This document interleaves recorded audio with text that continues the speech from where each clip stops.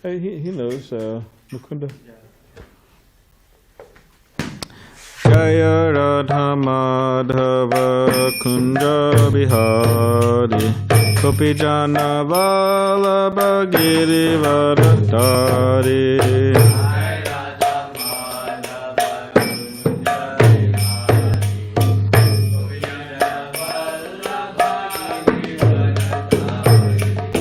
Yashodanandana Braja Jana Ranjana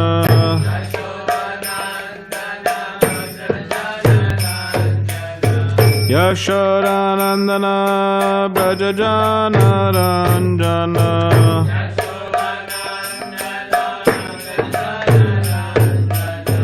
Yamuna Tiravanachari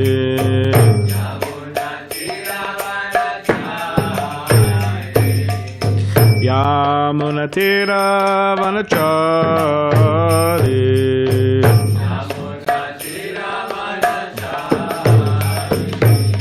Jaya Radha Madhava Kunja Bihari Gopi Jana Vallabha Girivardhari.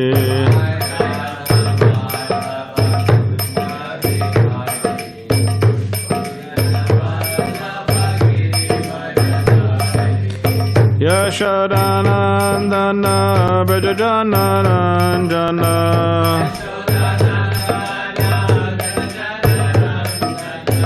Yashodanandana Braja Jana Ranjana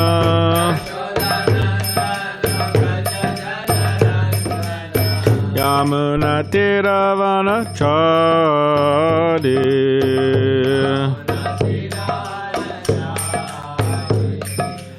Yamuna Tiravanachari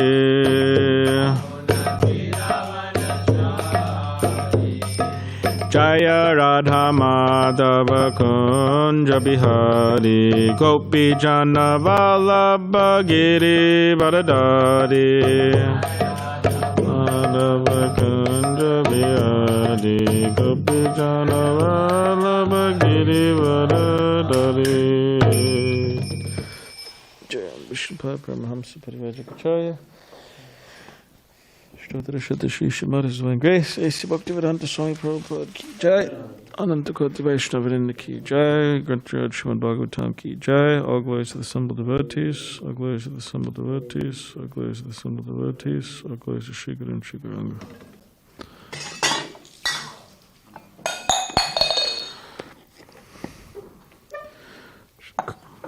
No crying over spilled water, right?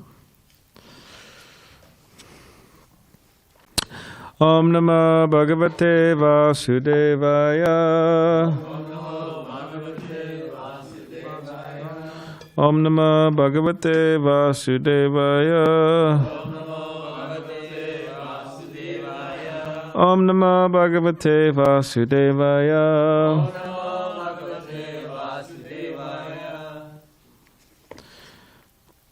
Srimad Bhagavatam.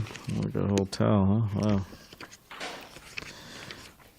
Canto 6, Prescribed Duties for Mankind, Chapter 14, King Chitraketu's Limitation, Text 30.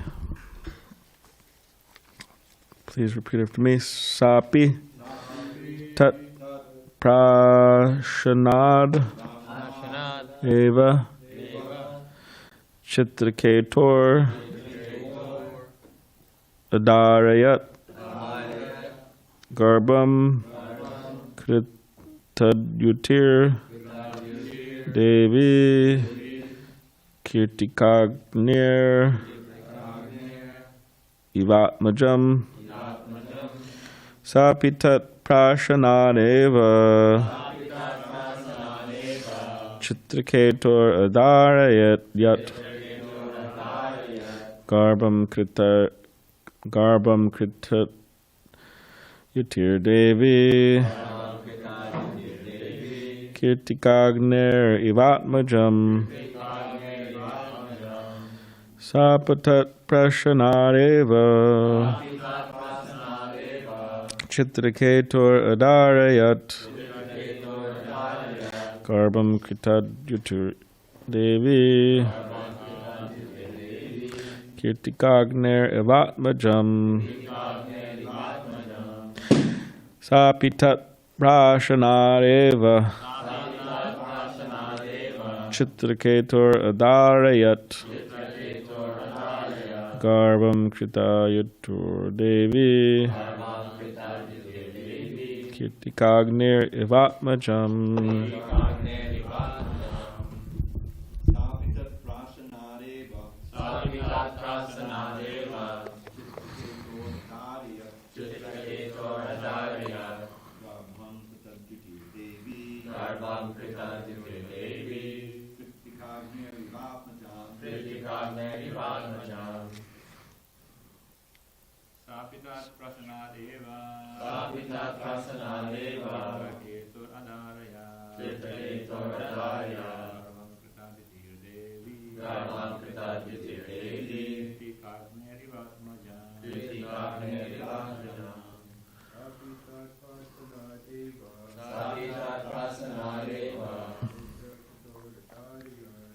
Ketur Adaraya Garbam Kritaditir Devi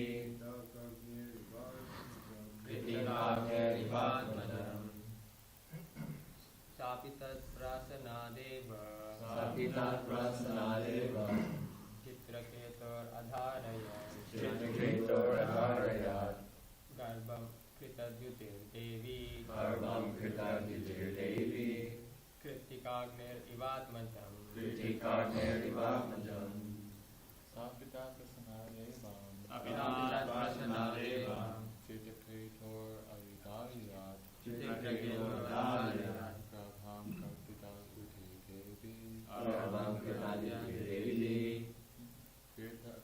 Kritikagner Ivatmajam Evatmajam Sapitat Prasanadeva Sapitat Prasanadeva Chitraketur Adharaya Chitraketur Adaraya Garbam Kritadyutir Devi Garbam Kritaditir Devi Kritikagner Ivatmajam Kritikagner Ivatmajam Sapitat Prasadeva Sapitat Prasanadeva Chitraketur Adaraya Chitraketur Adaraya Garbham Kritaditir Devi Garbam Kritadyutir Devi Kritikagner Ivatmajam Kritikagner Ivatmajam Sa Shi Api even Tat Prashanat by eating the remnants of food from the great sacrifice. Eva, indeed. Chitraketu from King Chitraketu. Adarayat, bore. Garbam, pregnancy. Kritadutihi, Queen Kritaduti. Devi, the goddess. Kritika, Kritika. Agni, from Agni. Eva, as. Atmajam, a son. Translation, commentary by His Divine Grace, A.C. Bhaktivedanta Swami Prabhupada. As Kritikadevi, after receiving the semen of Lord Shiva from Agni, conceived a child named Skanda, Kartikeya. Kritaduti, having received semen from Chitraketu, became pregnant after eating remnants of food from the yajna performed by Angira. Next text. After receiving semen from Maharaj Chitraketu, the king of Shurasena,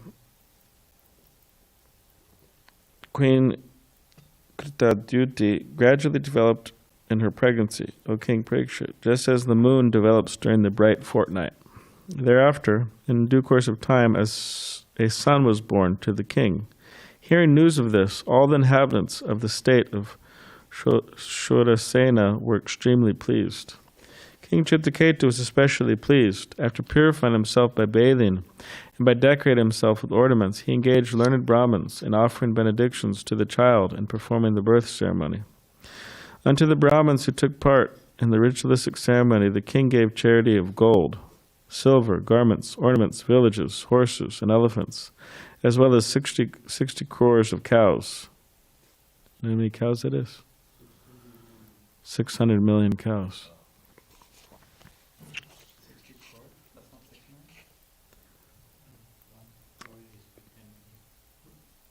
Yeah, it says 60 crores of cows, 600 million cows. Text 35. As a cloud indiscriminately pours water on the earth, the beneficent King Chitraketu, to increase the reputation, opulence, and longevity of his son, distributed like rainfall all desirable things to everyone. When a poor man gets some money after great difficulty, his affection for money increases daily. Similarly, when King Chitraketu, after great difficulty, received a son, his affection for the son increased day after day. The mother's attraction and attention to the son, like that of the child's father, excessively increased. The other wives, seeing the Chitraketu's son, were very much agitated, as if by high fevers, with a desire to have sons. As King Chitraketu fostered his son very carefully, his affection for Queen Chitraketu increased, but gradually he lost affection for the other wives, who had no sons. The other queens were extremely unhappy due to their being sonless. Because of the king's negligence toward them, they condemned themselves in envy and lamented.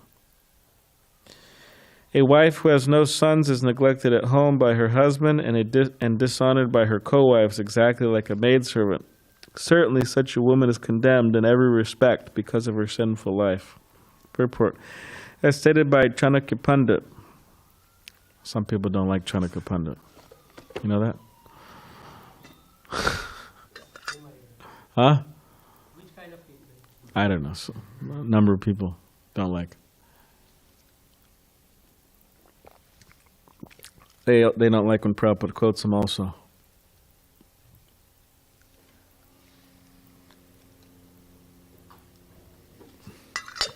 But Prabhupada quotes them here and there, so he's quoting right now. Mata yasya grihe nasti bharya cha priya vadini aranyam tena gantavyam yataranyam tatagriham. A person who has no mother at home and whose wife does not speak sweetly should go to the forest. For such a person, living at home and living in the forest are equal. Similarly, Similarly, for a woman who has no son, who is not cared for by her husband, and who has whose co-wives neglect her, treating her like a maidservant, to go to the forest is better than to remain at home. Text 41. Even maidservants who are constantly engaged in rendering service to the husband are honored by the husband, and thus they have nothing for which to lament. Our position, however, is that we are maidservants of the maidservant. Therefore, we are most unfortunate. Shri Shukadeva Goswami continued, being neglected by their husband and seeing Kritaduti's opulence in possessing a son, Kritaduti's co-wives always burned in envy, which became extremely strong.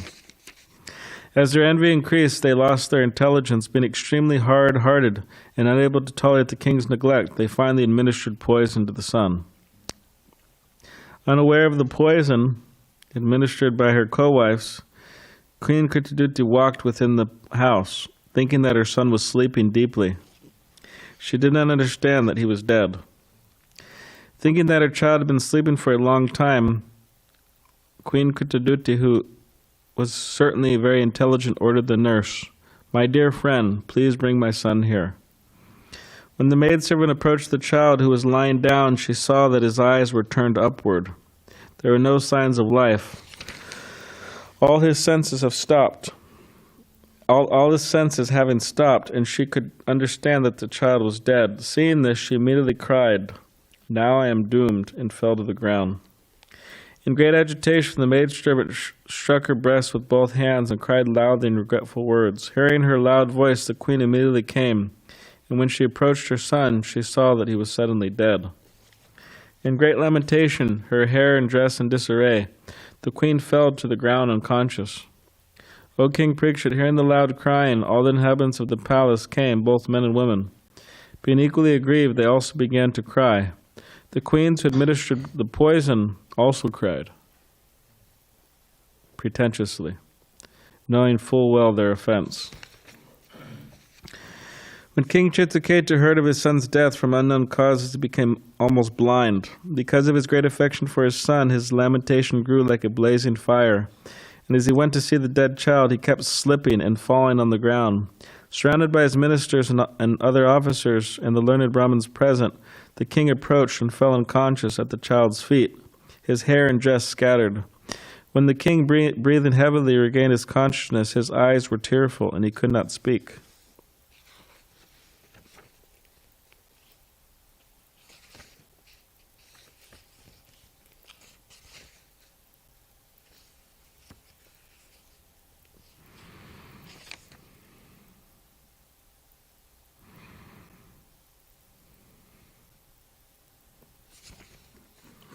When does the boy come? I know everybody knows that. Right? When does the boy come alive? I think it's next chapter. Comes alive. Eyes were tearful and he could not speak. When the queen saw her husband, King Chitraketu, emerged in great lamentation and saw the dead child, who was the only son in the family, she lamented in various ways. This increased the pain in the cores of the hearts of all the inhabitants of the palace, the ministers, and all the Brahmins. The garland of flowers decorating the queen's head fell, and her hair scattered. Falling tears melted the collyrium on her eyes and moistened her breasts, which were covered with kumkum powder. As she lamented the loss of her son, her loud crying resembled the sweet sound of a kurari bird. Alas, O Providence, O Creator, this is text 54, you are certainly inexperienced in creation, for during the lifetime of your father you have caused the death of his son, thus acting in opposition to your creative laws. If you are determined to contradict these laws, you are certainly the enemy of living entities and are never merciful. Purport.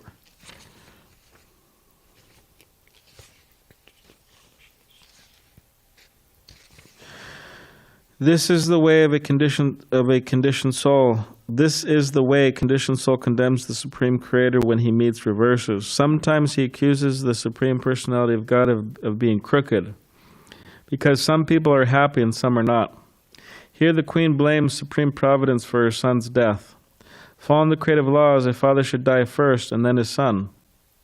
If the creative laws are changed according to the whims of Providence, then Providence certainly should not be considered merciful, but must be considered inimical to the created being.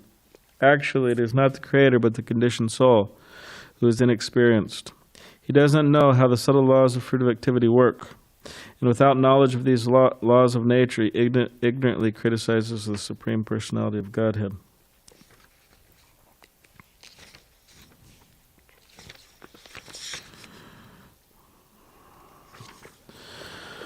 Omagyanadambadandasya Gananjana Shalakya Chakshulan Malitamena Tasmai Shri Gurave Namaha Makam Kritivachalam Bhagavangai Tegadim Yakiputamam Bande Shri Gurunditaranam Bancha Kapalibishcha Kripasindabevicha Patitanam Pavanebhyo Vaishnavebhyo Namaha Jai Shri Krishna Chaitanya Prabhu Nityananda Shri Advaita Gadadhar Shri Vasudeva Gaur Bhaktivinoda Hare Krishna Krishna Krishna Hare Hare Hare Rama Rama Rama Hare Hare.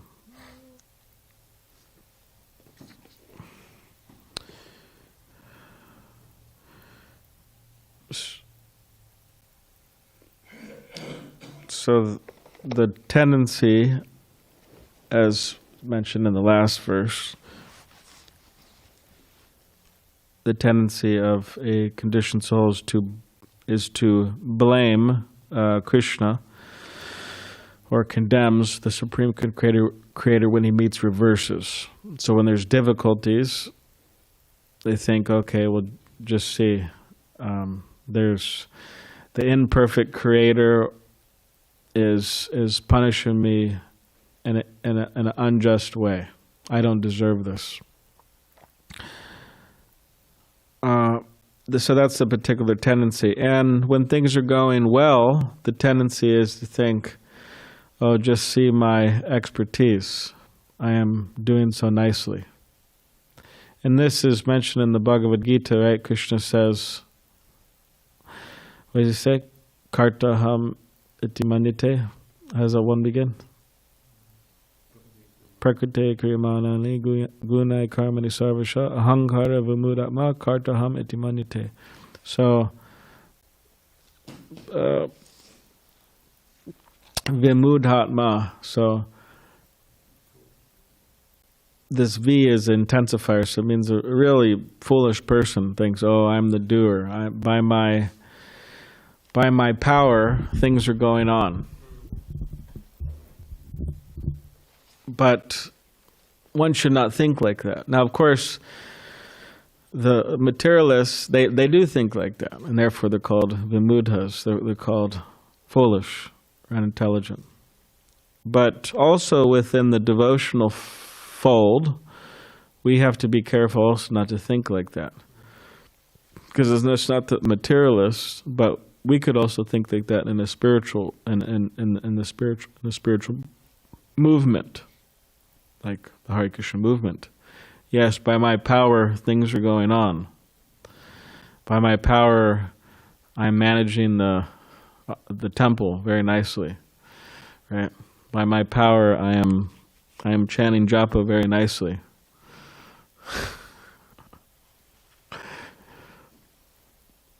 I am doing whatever, this, that, so many different things. By my power, I'm distributing books, right? But we shouldn't think any of those things because it's actually by the mercy of Krishna. It's by the mercy of Krishna and it's by the mercy of the devotees that we're able to, you could say, exist in a productive way, or we're able to contribute. It's the mercy of our spiritual master and the mercy of Krishna and the devotees. So that's a fact. And without their particular mercy, then we're not able to. Try distributing books without the mercy of Krishna. Not going to happen.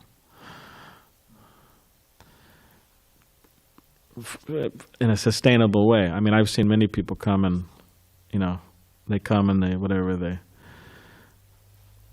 they use all types of tricks to distribute books, flattering opposite sex and different tricks they're using. But for them to sustainably do it, they can't do it unless they have the mercy of Krishna.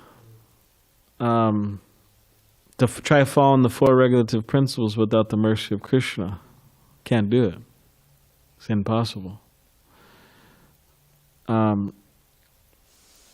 Because you could say we cannot, all we do is we desire, but that desiring also is the mercy of Krishna. Our desire to be Krishna conscious, that's the mercy of Krishna.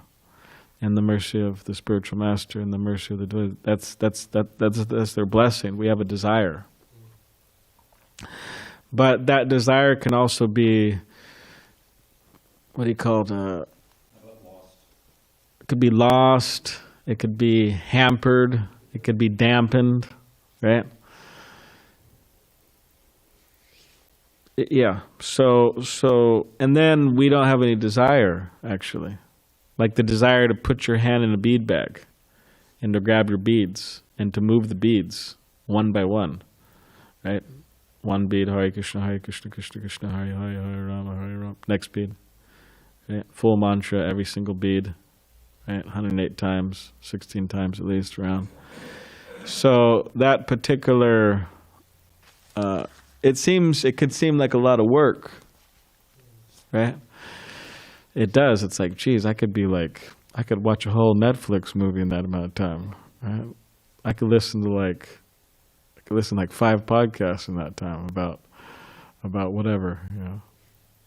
I could sleep in that time. That's like, jeez. I mean, depending on your mode or depending on your mode of nature, right? People may think so many things. I could be making money at that time. I could be messing around in the stock market, right?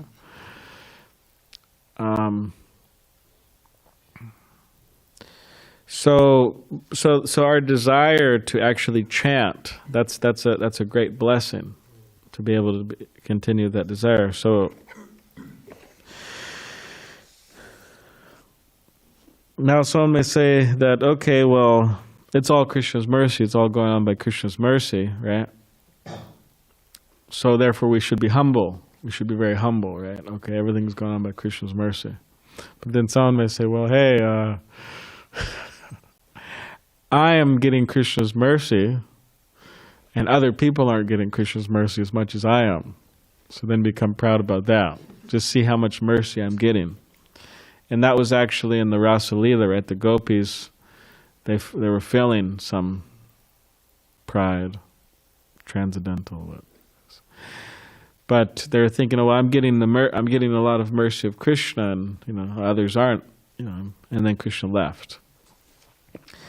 So it's an interesting thing, because you say, oh, well, I understand that everything's going on by Krishna's mercy, but I'm getting a lot of Krishna's mercy, and the other person's not. Just see. Right? I'm distributing $600 worth of books every day, and that person can't even distribute one. Right? Just see how much of the mercy of Krishna I'm getting. Or I'm being empowered to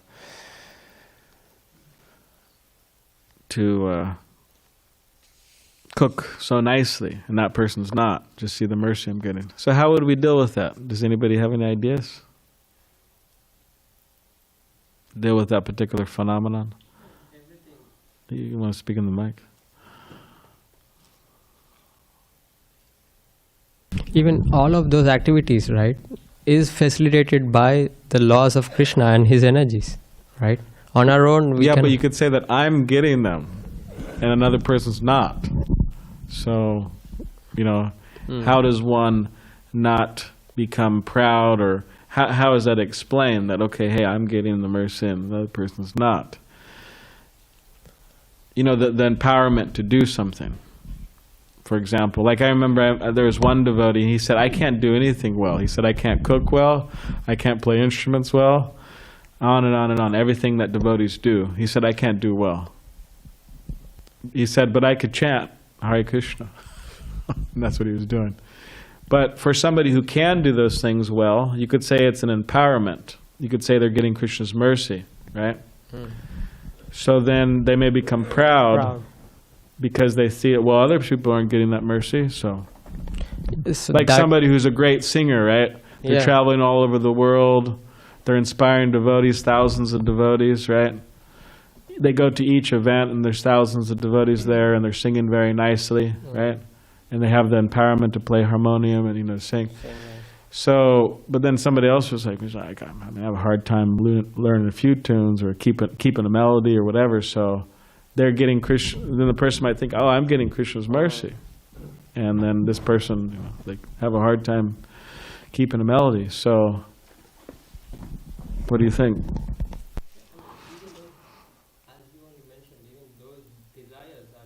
Inculcated because of senior Vaishnavas, by somehow we got in contact with them and they are showering their blessings on us. Yeah, the desires. Does anybody have any other? I think of Mogalila. Well, you were kind of mentioning this last night, that generally speaking, everybody's empowered in at least some way. Everybody's getting the mercy for at least something. If somebody's not a good book distributor, then maybe they're, good at cooking, or if somebody's not good at cooking or book distribution, maybe they're good at deity worship, or somebody's, so everybody's empowered in some way. And even if you see somebody, okay, maybe they're not good at cooking, maybe they're not good at deity worship, maybe they're not good at book distribution, at least you can say that they've gotten the mercy. I mean, you don't know what's in their heart. You don't know what they're, what's going through their mind or what they're feeling when they're chanting japa or when they're in kirtan or something like that. So at least you can say that they're getting the mercy of Krishna in the form of being able to chant the holy name sincerely and Very good. serve the devotees. Okay. The person's receiving such a nice blessing to remain grateful. So, wow, I'm so grateful that I have this. Hopefully that would humble them, and then they should feel compassion for that person that they're not receiving those blessings, and then maybe hope to inspire them to do so. So I think always being grateful that we have got this special potency. I mean, what a blessing. So, wow, I'm so happy to have this. I can't believe it's here. I'm going to utilize it so nicely. Thank you. And then, All right. keep you in Thank check. you. Yeah, so, yeah, they're all the blessings, whatever, they're coming from Krishna, so we shouldn't become puffed up and you think, all right, well, everyone has a particular, some people may not be a cook, but they know how to do something else, and they have different skills. You could say we're coming from Krishna, but the thing is, even if one doesn't have any of those, it doesn't mean that they haven't attained the mercy of Krishna. Because, like, for example, Kolavetra Sridhar, there's no mention of him being a great musician or a great cook or a great preacher or anything. I mean, the devotees hardly knew of him. When they asked, oh, you bring Sridhar, Kolavetra Sridhar, they said, who's Kolavetra Sridhar? And they said, oh, well, you go out on the outskirts of town and you'll hear him chanting loudly Hare Krishna, right? So, and then they found him and they brought him to Lord Chaitanya. So, but there's no mention of him. He's a banana leaf seller. That was his his transcendental loving service was going back and forth with Chaitanya Mahaprabhu.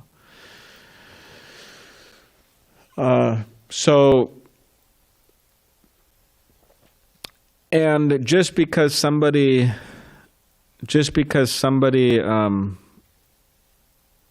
doesn't have certain qualities, again, doesn't mean they don't have the mercy of Krishna. Like Bhaktisiddhanta Saraswati Thakur, much of Bhaktisiddhanta Saraswati Thakur's institution was not managed by him.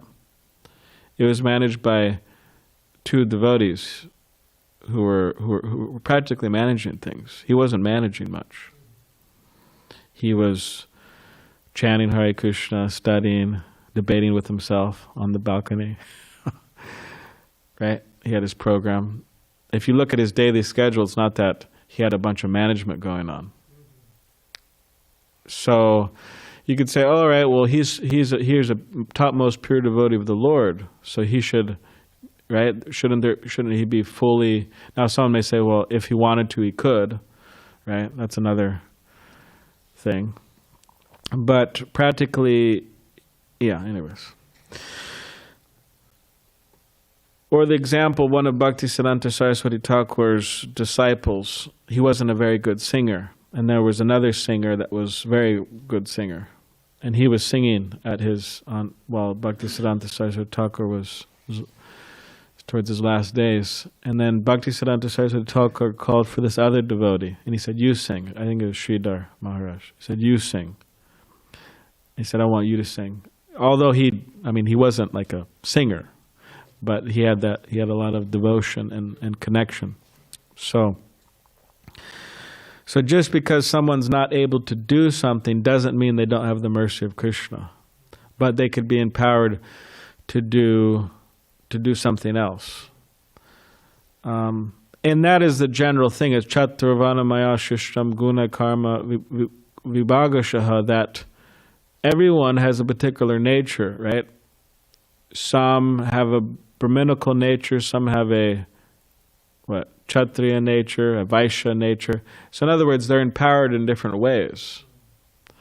Now a Brahmin may be able to do certain things, and a Kshatriya may be able to do certain things that they might be able to, but they won't really be that happy doing them. They may be able to do them, but they may not be happy. So what's the point, right? I mean, Krishna wants people to be happy. So in other words, everybody's empowered to do a particular thing. And that's Krishna's system. But yeah, whatever the case is, whatever we might be empowered to do, we should not think, oh, this is by my power, this is my power, things are going on. We think this is Krishna's mercy alone. And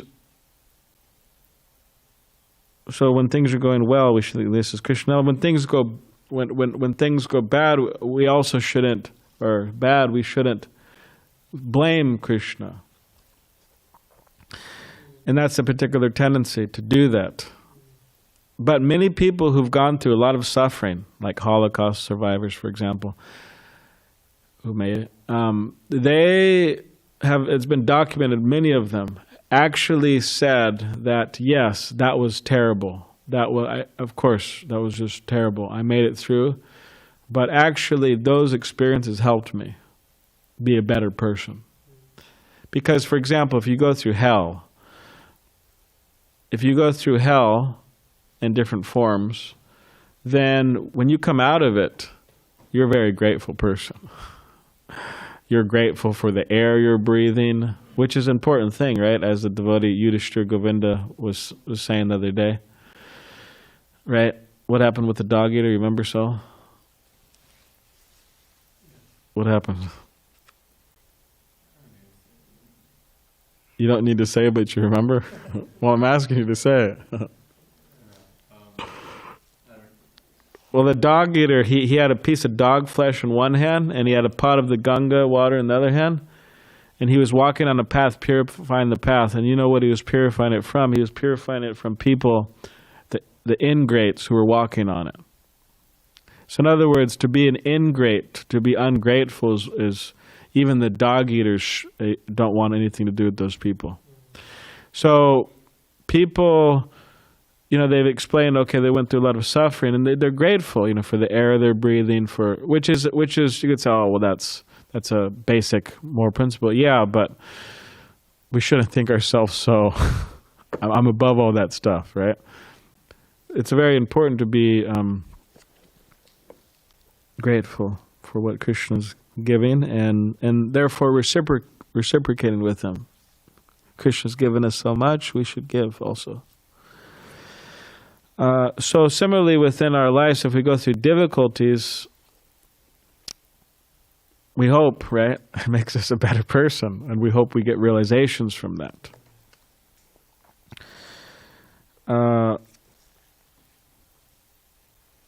So we shouldn't be quick just to say, oh, I'm having a tough time, I'm having difficulties, oh, this is just terrible, but just give it some time, and then those will actually work for us rather than against us, those particular experiences. And Srila Prabhupada mentions that in the Nectar Devotion, he mentions a very amazing thing. So this is under the chapter Techniques of Hearing and Remembering. There's techniques. Nectar Devotion. Very important.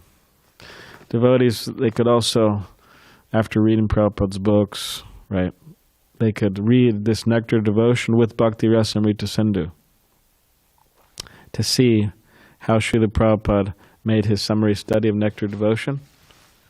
It's very amazing how he translated Bhakti Rasamrita Sindhu and did a summary study. So you can read it side by side. I did that.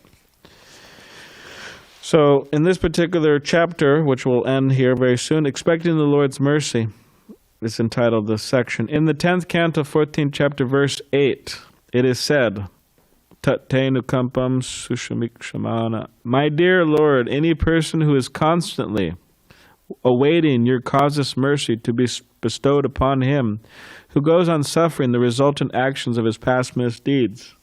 So we've done things in the past. This life, we've all broken the laws of nature to some degree or another. I speak for myself. And then there's past life. So there's a buildup of reactions that we're supposed to experience. So it says that any person who goes on suffering these resultant actions of his past misdeeds, offering you respectful obeisances from the core of his heart. It's not that when we're suffering, when we're struggling, we bow down to Krishna, and we're just thinking, we're bowing down externally, but we're thinking, oh, just, when is this, I shouldn't be experiencing this suffering, and how dare Krishna make me experience this, and what did I do? But we're bowing down with the core of our heart, and we're grateful that Krishna, I actually deserve a lot worse than this, but you're just reducing it. Is surely eligible to become liberated, for it has become his rightful claim. End quote. This statement of Srimad Bhagavatam, so Prabhupada says, this statement of Srimad Bhagavatam should be the guide of all devotees. So you want a guide, you want to know what your guide should be. This should be the guide of all devotees. This particular statement, Prabhupada says, should be the guide of all devotees. A devotee should not expect immediate relief from reactions of his past misdeeds. And it's not just bodily suffering. There's mental suffering. Mostly it's mental. A devotee should not expect immediate relief from the reactions of his past misdeeds. No conditioned soul is free from such reactionary experiences because material existence means continued suffering or enjoying of past activities. If one has finished his material activities, there is no more birth. This is possible only when one becomes Krishna conscious activities, because such activities do not produce reaction. You know what that's called? Karma, vikarma, and akarma. So, karma means activity that produces reaction, right? Vikarma, vicious activity, and akarma means action that produces no reactions. So we're doing akarma, right?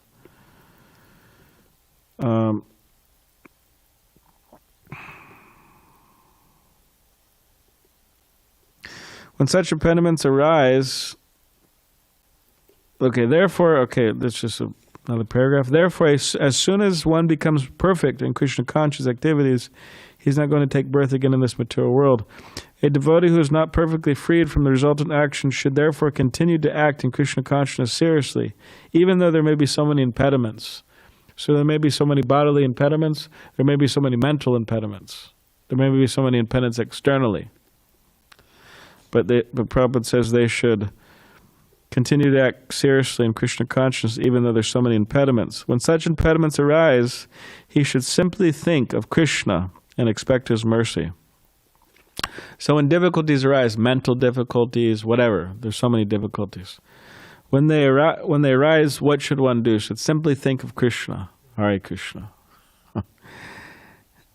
and expect his mercy. And just, I'm desiring your mercy. Please give me your mercy, Krishna. That is the only solace.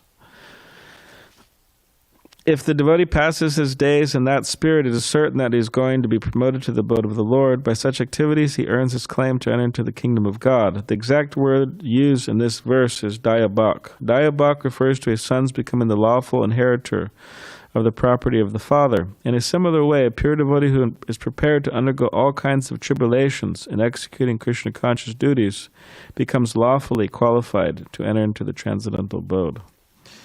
So that's a guide of all devotees. It's 10th canto, 14th chapter, verse 8, 10, 14, 8. There's very beautiful prayers, Lord Brahma. There's so many famous prayers that Prabhupada would quote. You could do a seminar on Lord Brahma's prayers. It's a good speaking opportunity. Okay, does anybody have any question or comment? No? All right, good. Good judge. Oh, yes.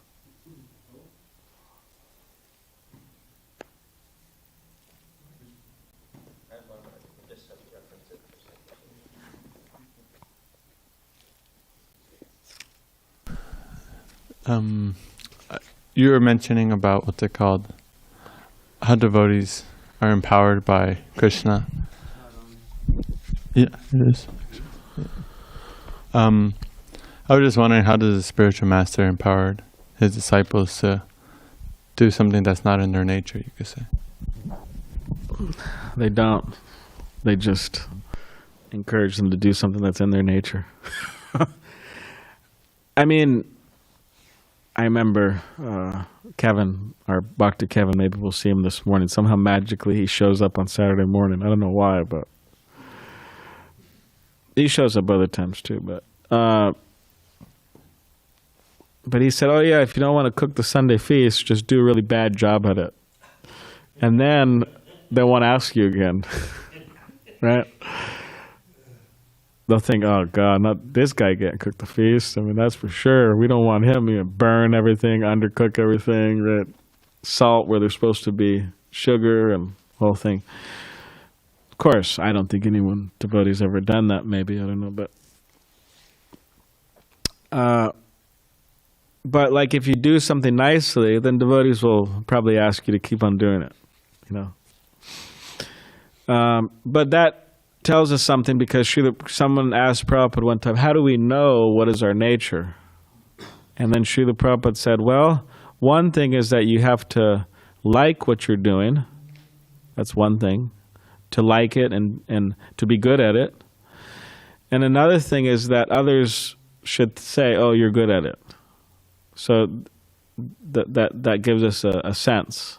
Like, for example, cooking. Okay, if you like to cook and you're into it and you feel you're good at it, and then if somebody else encourages that, then you should, okay, this is like a sign. All right, well. So in terms of the spiritual master empowering us to do something that's not according to our nature, I mean, of course, anything's possible. The spiritual master can do that by his prayers, by his good wishes, by his guidance. Part of the blessings of the spiritual master is practical guidance, how to deal with certain situations, how to deal with people. He gives us instructions. That's his blessings, not just, you know. That's also a blessing, but he gives us practical guidance. Therefore, we should also stress this principle of Shiksha gurus, because, I mean, they're also guiding through their instructions. So yeah, by prayers, by blessings, by practical guidance, and yeah, anyone could be empowered to do something, even if it's not according to their nature. But ultimately, Krishna's system is everyone should work within their nature. That's the best. So.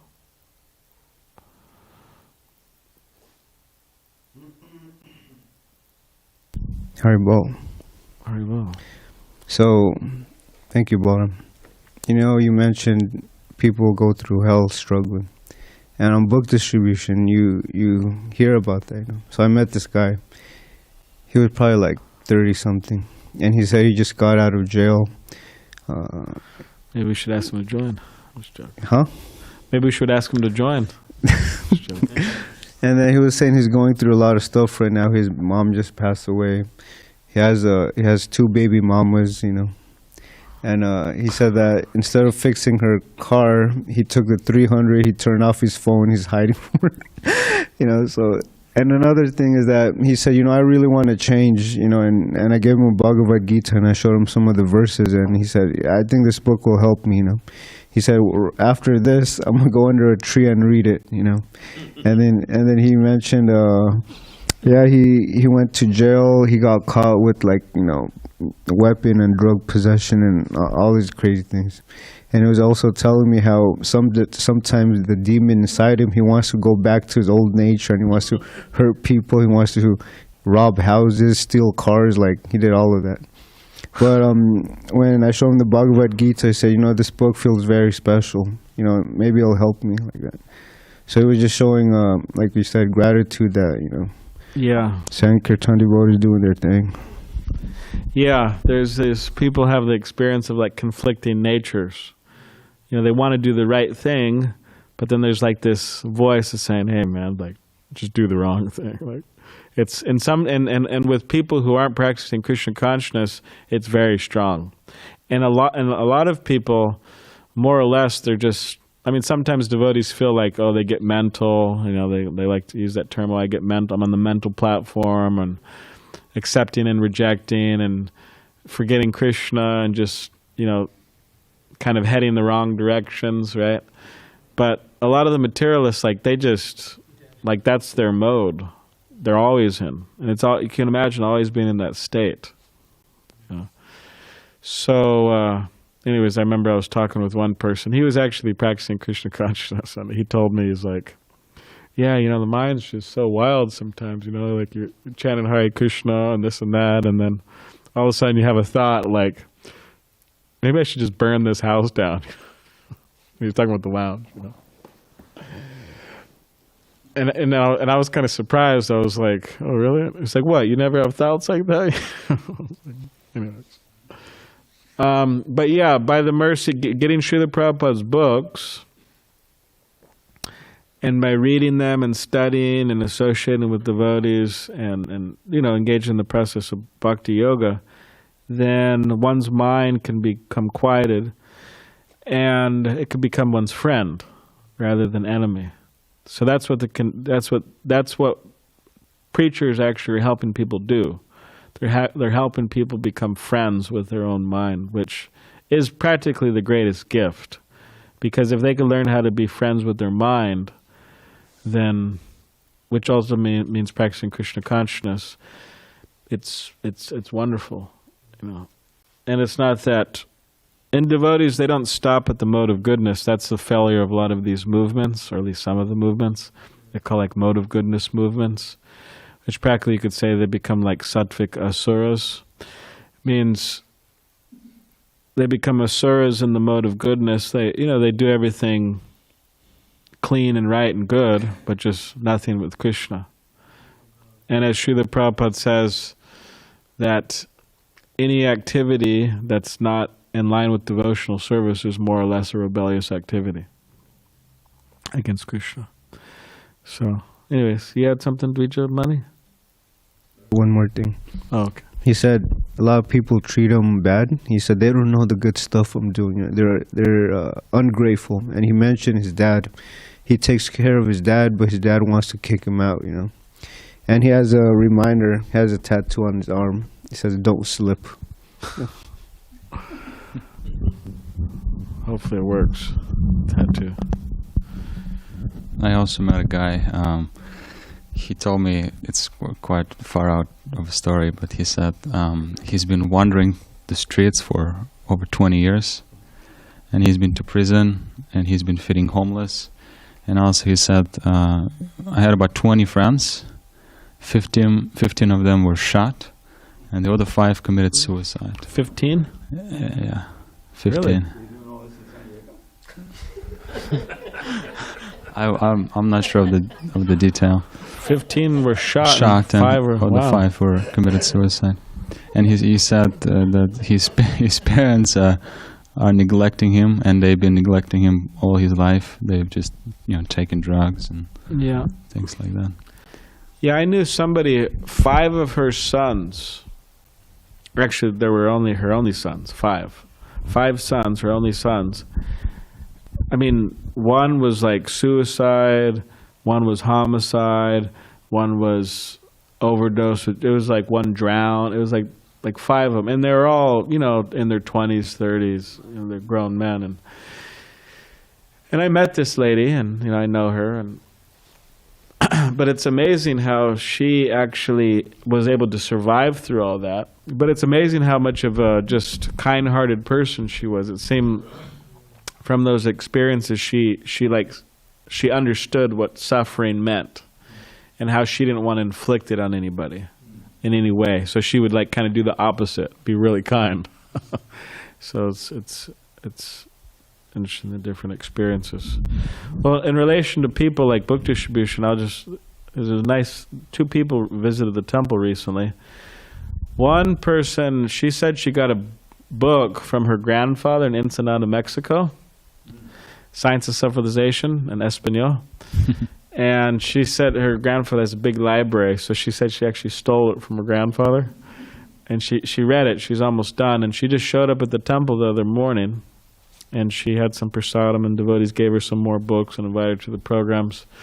But she seemed to be quite a natural. She was flipping through the book, and I saw how she was looking at Prabhupada. She's like, oh, where is he? Can I meet him, type of thing? And she seemed like quite a natural. And then another person from Ensenada, he came to the Krishna Lounge.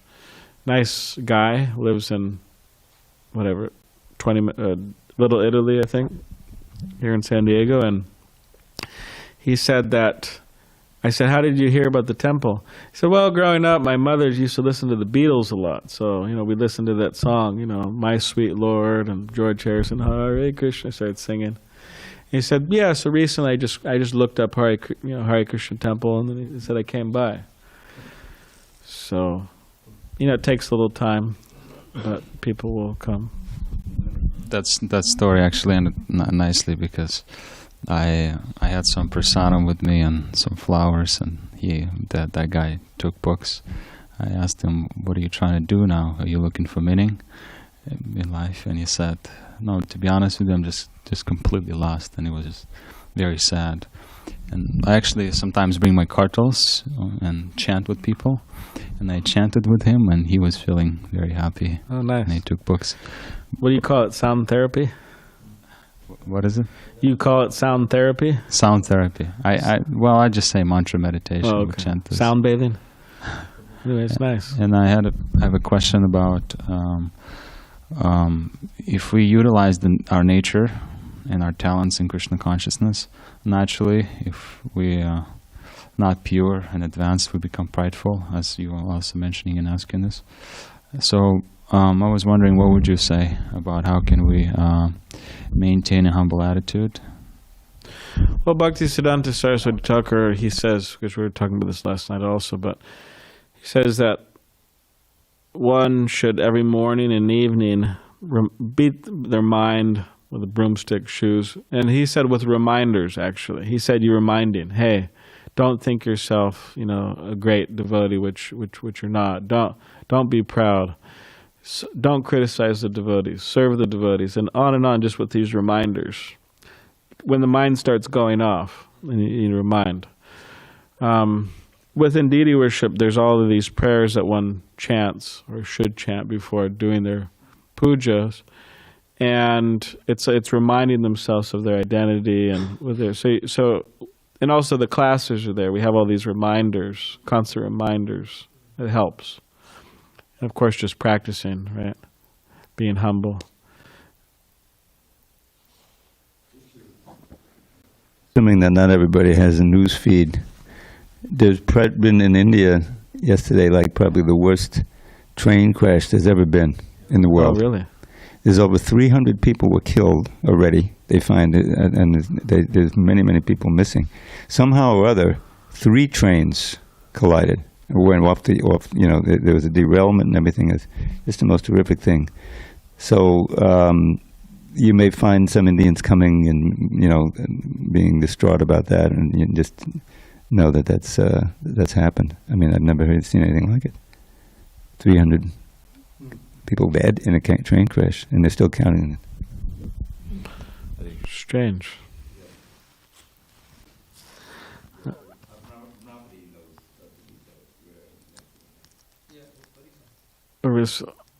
But it never happens. Why? I mean, what was the...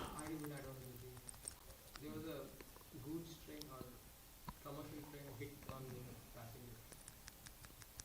Yeah.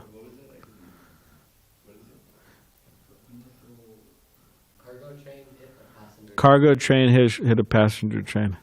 So yeah, there's a lot of suffering in the world. So we could try to, give Krishna consciousness to relieve people's suffering. Practically everybody's in these 4 categories nowadays, right? Suffering.